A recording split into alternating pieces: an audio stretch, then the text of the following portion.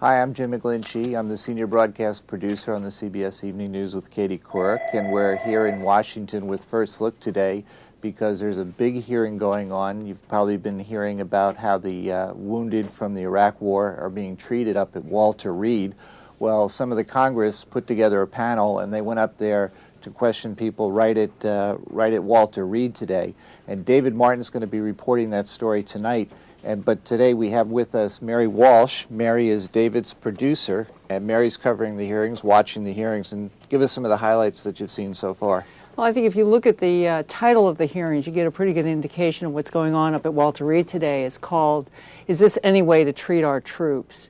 There's been a lot of coverage about the critically injured soldiers on the battlefield, but less well known is that there are over 600 soldiers in medical hold, and this hearing is talking about how they have been caught up in a bureaucracy that is going on extensively so that they can't find their way out of their treatment and into the rest of their lives. And explain a little bit about what medical hold is, because we're all familiar with seeing these guys going through the getting the prosthetics and really first-rate care, but medical hold is what?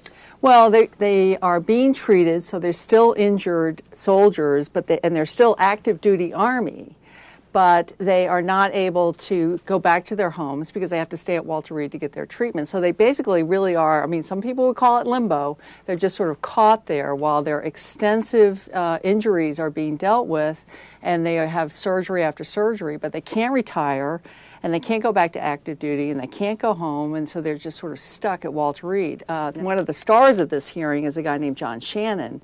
He's been there for 2.5 years at Walter Reed, and he just wants to go home. He wants to get on with his life. He wants to retire from the Army, but his face is badly injured. He's got to have a lot more plastic surgery before he can go.